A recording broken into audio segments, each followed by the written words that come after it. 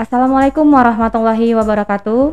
Apa kabarnya nih, Sobat Sehat Rumah Sakit USU? Ketemu lagi dengan saya Intan Puspita Siregar, host podcast pada siang hari ini. Nah, hari ini kita akan membahas satu topik materi yang sebenarnya udah pernah kita bahas di episode podcast Rumah Sakit USU yang ke-23 yang berjudul pelayanan JKN di Rumah Sakit USU. Udah pada nonton belum? Jangan lupa di like, subscribe, dan tambahin komen kalian di kolom komentarnya. Nah, kali ini kita mau bahas lagi seputar teknologi informasi pemerintahan. Kita mau bahas aplikasi pada pelayanan publik di instansi pemerintahan, yaitu Mobile JKN. Nah, kali ini narasumber kita yang akan berbagi informasi untuk materi Mobile JKN ini adalah salah satu stafnya Rumah Sakit USU di bagian Humas, yaitu Bapak Arion Tutu Denggan Simanjuntak, Sarjana Hukum.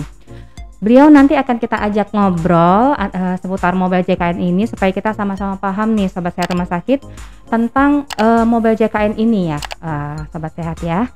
Kita sapa dulu nih. Halo Pak Arion. Halo, Assalamualaikum, selamat siang Sobat Sehat Rumah Sakit USU. Oke, nah di sini juga ada kru podcast, editor kita Bapak Iqbal Siregar. Kita langsung aja nih ya Pak Arion ya, kita mau tanya-tanya nih seputar materi kita. Apa sih itu Pak yang namanya Mobile JKN itu Pak? Pengertiannya nih Pak. Oke, baik. Sebelum kita lebih lanjut ke Mobile JKN, kita lebih bagus mengenal dulu apa itu BPJS. BPJS itu ialah Badan Penyelenggara Jaminan Sosial yang mana diperuntukkan untuk seluruh masyarakat yang ada di Indonesia. Nah, Mobile JKN itu ialah suatu produk dari BPJS itu sendiri. BPJS meluncurkan Mobile JKN untuk mempermudah masyarakat peserta khususnya pengguna BPJS untuk mengakses layanan yang ada di dalam BPJS dengan menggunakan mobile. Oh benar-benar, berarti aplikasi dari BPJS gitu ya Pak ya. Oke, nah kegunaan dari Mobile JKN sendiri itu apa Pak? Kegunaannya sangat banyak. Yang paling utama mempermudah kita dalam mengakses untuk layanan-layanan yang akan kita laksanakan. Karena di dalam Mobile JKN ini banyak terdapat fitur-fiturnya. Seperti info dokter, info rumah sakit yang terdekat dari tempat tinggal kita, ada juga info paskes tingkat 1, tingkat 2, ketersediaan tempat tidur, dan lain-lainnya lah. Oke, jadi peserta BPJS ini nggak perlu harus datang ke rumah sakit gitu untuk melihat informasi dari rumah sakit tersebut gitu ya Pak ya? Oke, berarti tadi Mobile JKN itu berarti dari BPJS gitu ya Pak, aplikasinya gitu ya Pak ya? Nah, untuk kegunaan Mobile JKN itu apa Pak? Kegunaan Mobile JKN ini sangat banyak, terutama yang paling utama itu ialah mempermudah peserta untuk mengakses layanan dari BPJS itu sendiri. Karena di zaman dan era sekarang ini semuanya udah serba digital. Betul. Jadi BPJS mengupdate-nya untuk supaya kita dapat lebih cepat untuk mendapatkannya. Dimanapun, kapanpun gitu ya Pak ya? Benar. Kemudian fitur-fiturnya Pak kalau yang di Mobile JKN ini mungkin banyak berarti ya Pak ya? Banyak. Apa-apa aja itu kira-kira Pak Arion? Peserta bisa mengetahui paskesnya di mana yang terdekat dari tempat tinggal, ketersediaan dokter, jadwal dokter, info iuran. Setelah itu bisa kita pindah paskes. Dari situ misalnya Kak Intan ini domisilinya di Padang, tapi udah pindah ke Medan.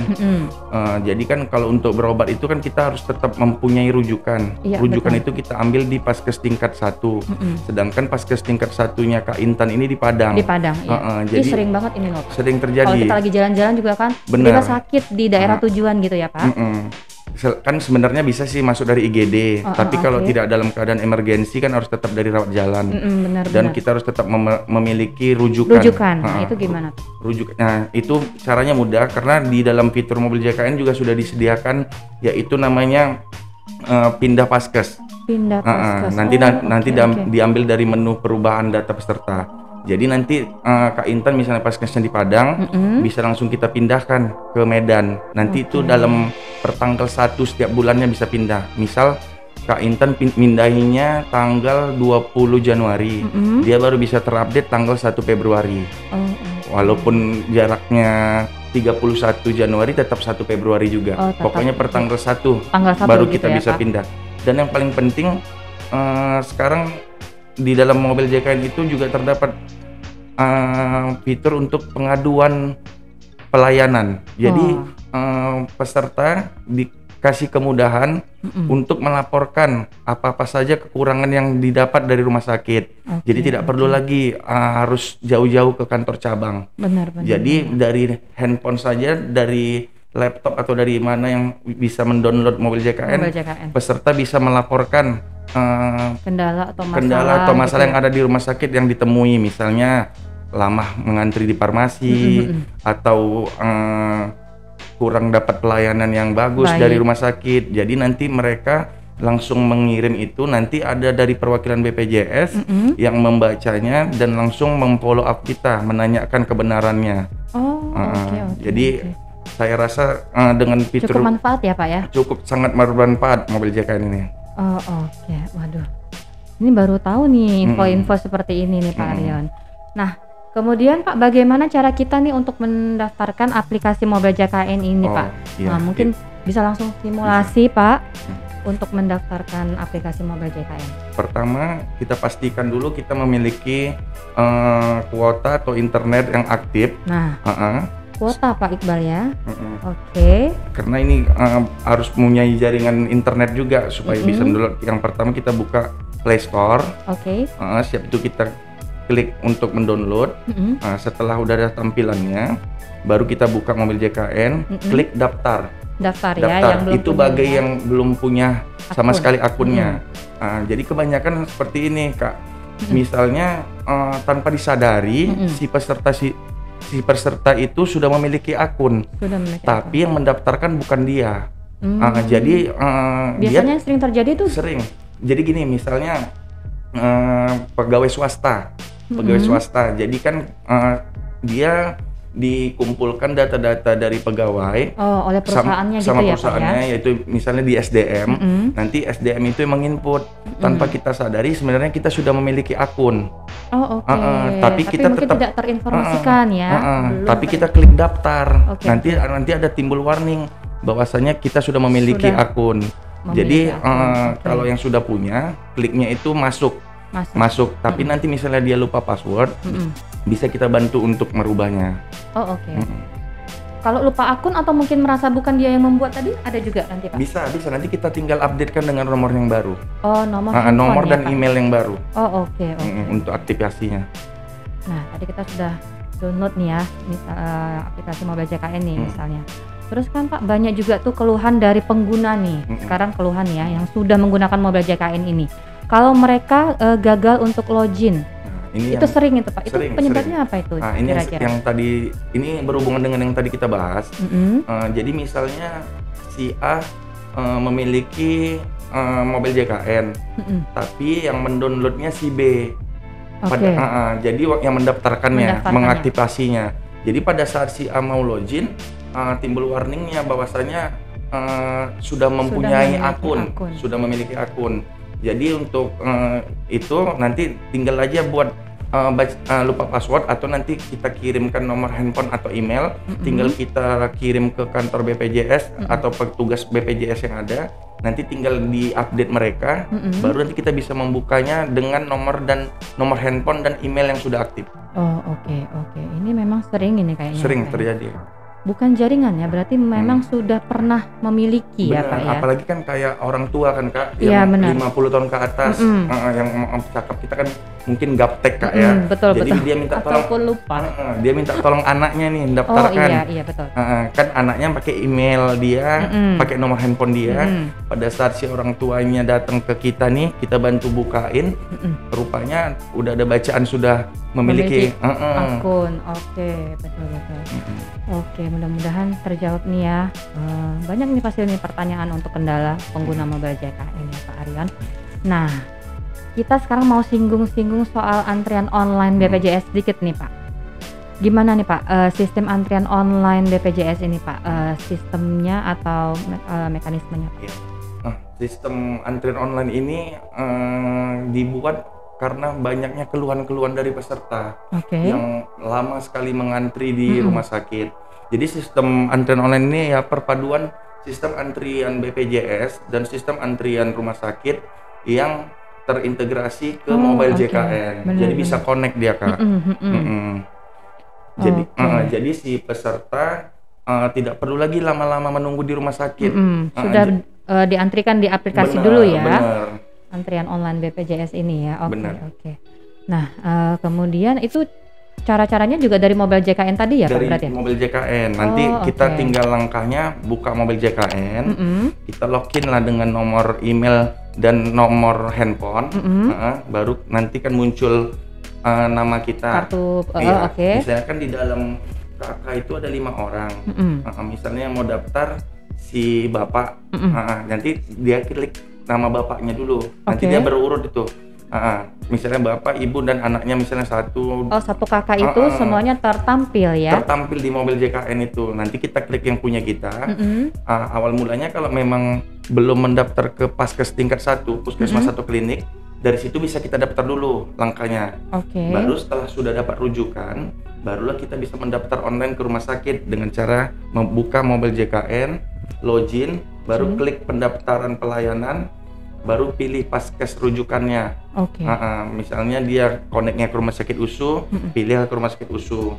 Baru setelah itu peserta yang akan didaftarkan nomor rujukan secara otomatis tertera jika sebelumnya sudah menerima rujukan.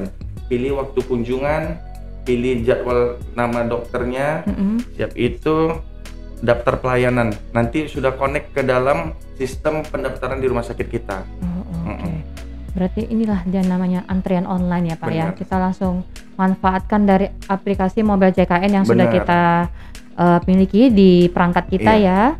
Langsung login, pendaftaran pelayanan, kemudian kita pilih Vaskes rujukan tingkat lanjut, pilih peserta yang mau didaftarkan untuk berobat, pilih nomor rujukan, pilih waktu kunjungan dokter dan sebagainya gitu ya Pak ya. Waduh, ini kayaknya sebenarnya sangat memudahkan sehingga kita bisa tahu meminimalisasi waktu tunggu juga ya Pak ya. Benar. Nah, kalau kendala-kendala yang sering terjadi di lapangan itu gimana Pak? Sebagai kesehariannya yang langsung nih terlibat dengan antrian online, mobile JKN nih Pak Aryon di Rumah Sakit USU. Ya, banyak ya Kak yang kita temui masalah kendala dengan antrian online karena kan kita masih ada tahap adaptasi dari antrian online ini kan Kak, yang biasanya on the spot sekarang bisa online. Iya, benar. Jadi seringkali itu sebenarnya penyesuaian ini banyak terjadi selisih paham.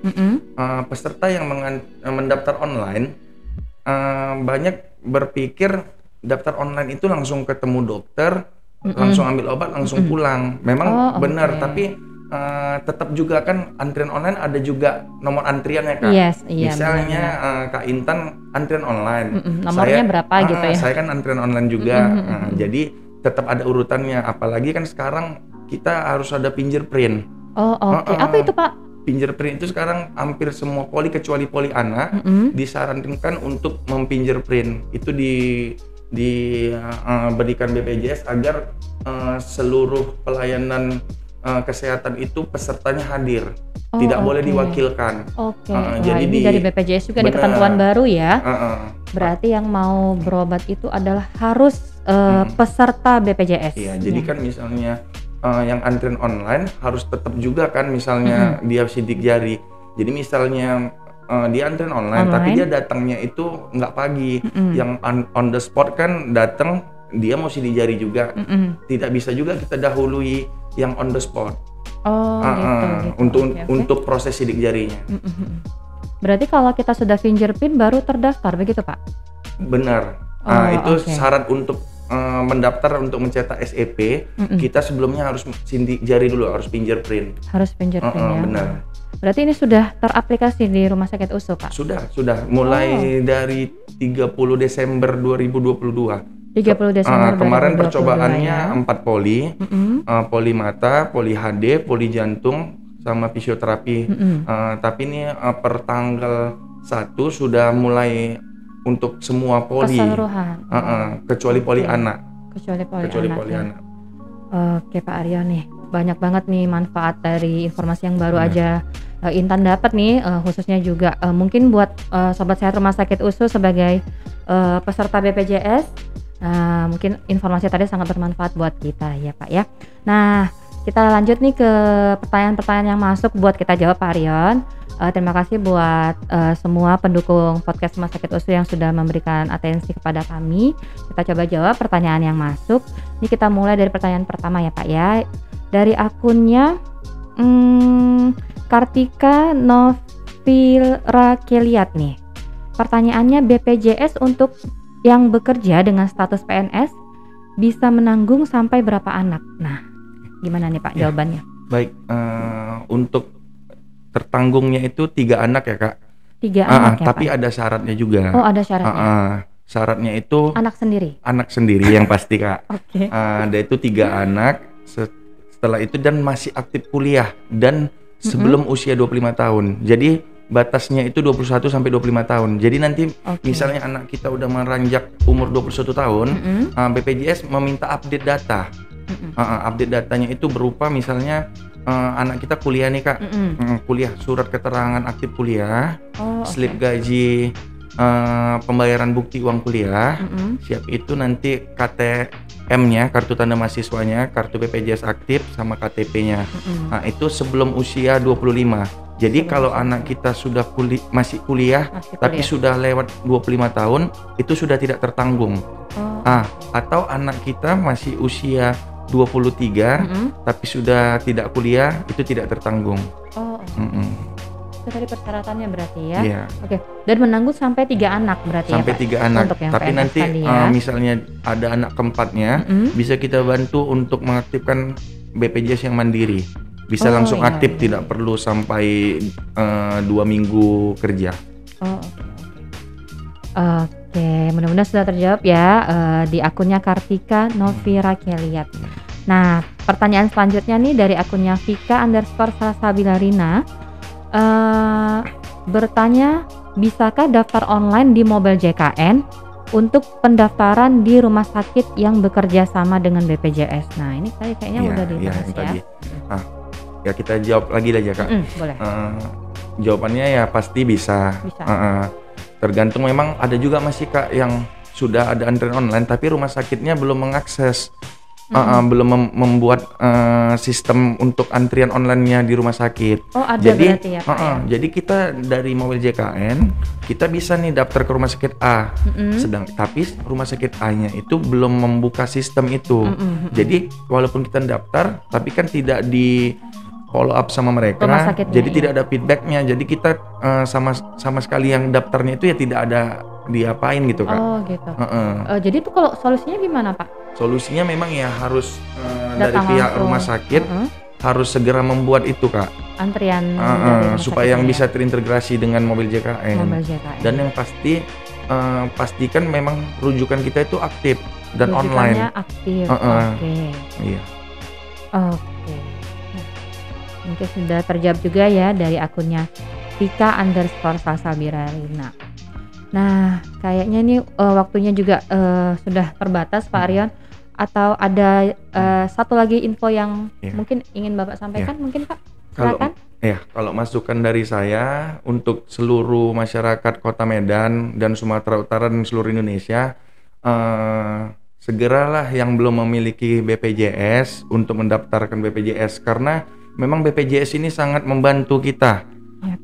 Apalagi kita kan tidak tahu kan kapan kita sakit Kak. Betul. Karena memang biaya untuk kesehatan ini kan mahal Kak. Tapi kita cuman untuk membayar kelas 3 itu 35.000, kelas ya, 2 100.000, kelas 1 itu 150.000, kita sudah bisa mendapatkan pelayanan kesehatan dan bermanfaat. Apalagi sekarang ada program dari Bapak Wali Kota khusus yang berdomisili di Kota Medan, yaitu program BPJS UAC. Itu bisa langsung kita aktifkan. Jadi siap itu BPJS juga sendiri sudah menggalakkan memang paling tidak 95%